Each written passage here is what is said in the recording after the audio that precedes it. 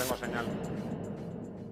Como acabamos de ver y de escuchar, las nubes no se han ido, el crecimiento económico se va a ver comprometido por las subidas de los tipos de interés y la crisis energética, y mientras tanto en Estados Unidos, pues Estados Unidos ya ha entrado en recesión técnica tras acumular 2 trimestres consecutivos de contracción de su economía. ¿Qué conviene hacer en estos momentos? ¿Hay que cambiar de planes? ¿Cómo hay que acercarse en estos momentos a la renta variable y a la renta fija? Tenemos poco tiempo, pero vamos a ser prácticos y lo vamos a usar. Guillermo Santos de iCapital, Fernando Luque de Morningstar. Hola, ¿qué tal? ¿Cómo estáis? Muy buenas tardes a todos. Hola, ¿qué tal? Muy buenas, Fernando, ¿qué tal? Bueno, ya vemos que Christine Lagarde, el momento, por supuesto, de explicar todo lo que está sucediendo. ¿Cómo estáis viendo vosotros lo acontecido en las últimas 24 horas a nivel del Banco Central Europeo? Y a continuación os preguntaré también un poco cómo hay que acercarse a la renta variable y a la renta fija en estos momentos. Guillermo, ¿por qué están subiendo las bolsas y los tipos de interés van a seguir subiendo? Pues hay varios factores, pero resumiendo mucho, el Banco Central lo primero ha hecho lo que debía hacer, que es tomar una medida suficientemente contundente para confirmar que el primer objetivo de su mandato, de su desempeño, estatutariamente además así está reflejado, es el control de precios. Eso es lo primero. Entonces no podía quedarse atrás, además después de llegar un poquito tarde en la carrera de subida de tipos con respecto a la Reserva Federal. Eso por un lado. Pero luego, por otro lado, ha dado un toque, un impulso a la visibilidad de su acción de cara a los mercados. Es decir, los mercados lo que menos quieren es una autoridad monetaria que no se sabe hacia dónde va a ir.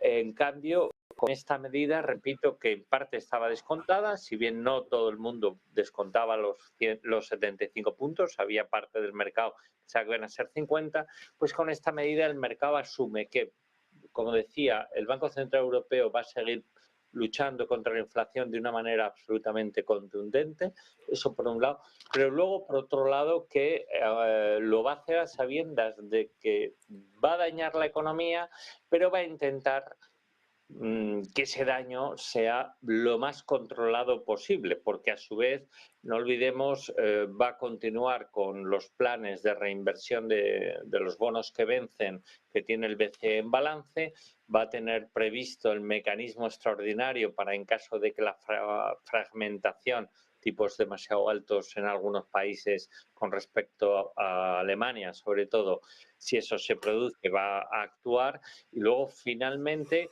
ha hecho una cosa que es de quitar el lastre de manera ya definitiva, lo empezó a final de julio, cuando subió 50 puntos, al sector bancario, para que el dinero que llevan a depósitos a un día, lo que se llama facilidad de depósito, no esté ya penalizado, sino al revés, va a estar remunerado y bien remunerado al 0,75, de manera que eso también facilita que el ahorro fluya y que en la eurozona y que en los bancos su solvencia no se vea menoscabada. Elemento fundamental en estos momentos es la solvencia del sistema bancario europeo. El Banco Central Europeo presentó además ayer sus nuevas previsiones de crecimiento e inflación, recortó en algo más de un punto la previsión de crecimiento para 2023 y dijo que la batalla contra la inflación no se ganaría hasta como mínimo 2024. Fernando, ¿por qué lo llaman estancamiento económico cuando esto se llama esta inflación? Sí, a ver, yo creo que el Banco Central Europeo es muy voluntarista, ¿no? Pretender que vayamos a un aterrizaje suave, que están viendo que pretende la Fed, yo creo que es demasiado optimista, ¿no? ¿Por qué? Porque para luchar contra la inflación pues no nos queda otra que subir los tipos de interés y subirlo fuerte, ¿no? Como ha hecho el Banco Central Europeo. Y pretender que esto no va a dañar de forma significativa la economía, yo creo que no voy a decir que están en otro planeta, ¿no? Porque podría efectivamente resultar que pues al final simplemente es un aterrizaje suave, pero la historia nos demuestra que no es así, ¿no? Que subiendo fuertemente los tipos de interés, eso daña mucho a la economía. Yo, por ejemplo, ya estoy temblando en ver, digamos, la próxima cuota de mi préstamo hipotecario, ¿no? Y como yo, pues más o menos la mitad del país, ¿no? Y no solo en España, sino en otros países. Y eso claramente afecta no solo a la economía de doméstica, sino también a las empresas, ¿no? Eso les va a encarecer los costes de financiación y eso tiene un coste, y el coste es para mí pues una recesión que yo espero que no sea muy profunda, pero yo creo que va a ser muy difícil evitar pues lo que tú llamabas eso, esta inflación, ¿no? Porque hay que... Lagarde terminaba diciendo que vivimos tiempos distintos, ¿no? ¿Y cómo que vivimos tiempos distintos? Yo creo que ya hemos dejado atrás los bajos tipos de interés, hemos dejado atrás los bajos precios energéticos, hemos dejado atrás también pues inflaciones bajas y hemos dejado atrás también un elemento muy importante que es la globalización. Estamos en un, digamos, movimiento de desglobalización, no solo por culpa de la guerra, ¿no? Porque uno de los intervinientes decía que la causa principal es la guerra. Yo creo que no, que es un cambio de ciclo muy importante, ¿no? China ya no produce bienes a precio de irrisorio, sino que también tiene un problema de propio y eso pues está impactando en la economía mundial. O sea que vamos a vivir efectivamente tiempos muy distintos. Hablemos, por tanto, de estrategias, cómo puede afectar este nuevo ciclo de subidas ya patrocinado por el Banco Central Europeo, la renta variable, la renta fija. No sé si hay que aumentar todavía más el peso en las carteras de estrategias defensivas, no sé, de dividendos, infraestructuras, activos reales. Un poco, ¿qué es lo que tienen que tener en cuenta ahora mismo los inversores y los ahorradores? ¿Cómo pueden actuar, Guillermo? Fernando, Guillermo. Pues para mí dos cosas muy sencillas y Fernando podrá además confirmarlo, igual ahora menos, pero en breve, con los flujos que van entrando en fondos de inversión, en las estadísticas que hace Morningstar, que siempre reflejan la actividad del mercado del ahorro, en este caso de los fondos. Pero vamos, hay una cosa muy evidente. Si los tipos suben, el ahorrador que busca los tipos a corto, especialmente, aunque la curva se está desplazando en sus distintos plazos, además de manera notable.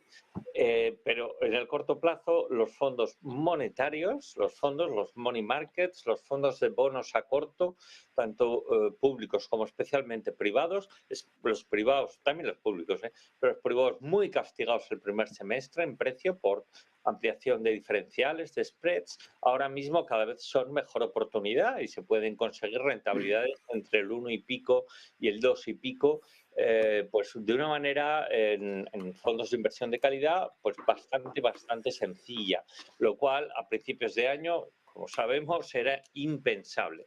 Eso por un lado. Luego, por otro lado, continuar construyendo cartera en bonos a más plazo, especialmente bonos corporativos. Yo me mantendría alejado todavía de los soberanos y en corporativos, sin olvidar, por supuesto, Europa, todo, pero tiene quizá un tiempo más para situarse la curva un poquito más alta, la curva de referencia, la curva de swaps, pero sí Estados Unidos. Y en Estados Unidos podemos encontrar ahora mismo fondos de bonos con duración de 3 a 5 años, bonos de calidad, con tires medias muy atractivas del entorno de pues superior al 4%, lo cual no está tampoco nada mal. Y finalmente, como una pequeña guinda a todo esto, no podemos tampoco olvidar que los movimientos del Banco Central Europeo están beneficiando especialmente al sector financiero y tanto los bonos emitidos por el sector financiero, que han sufrido mucho en precio este año, como el equity y sus acciones, son claramente beneficiados. Desde ayer el mercado lo está reflejando con fuerza y creo que así va a seguir siendo durante un tiempo. Fernando.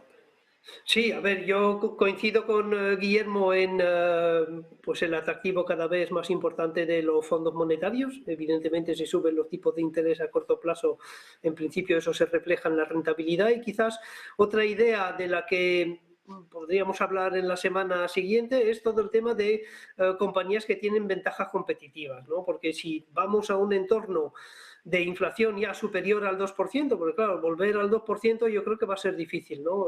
Entonces, en un entorno de inflación, no voy a decir exagerada, pero más alta que la norma histórica, pues hay compañías que pueden repercutir esas subidas de precios en los precios de su producto va a ser pues una ventaja muy importante, ¿no? Entonces pensar en compañías que tengan ventajas competitivas, ¿no? Y eso no va, digamos, trasciende un poco esa, digamos, lucha entre el valor y el crecimiento. Podemos encontrar empresas con ventajas competitivas en el lado del crecimiento y en el lado del valor. O sea que ahí va a ser, yo creo, una idea que puede tener, digamos, sus frutos a medio y largo plazo.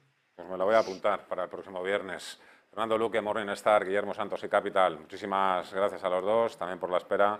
Os deseo buen fin de semana. Hasta otra. Buenas tardes. Gracias, igualmente, hasta luego. 12:50 minutos de la tarde, nos quedan 10 minutos para repasar todavía gráficos, tendencias. Enseguida charlamos con David Galán de Bolsa General, la vuelta de pausa. Hasta ahora.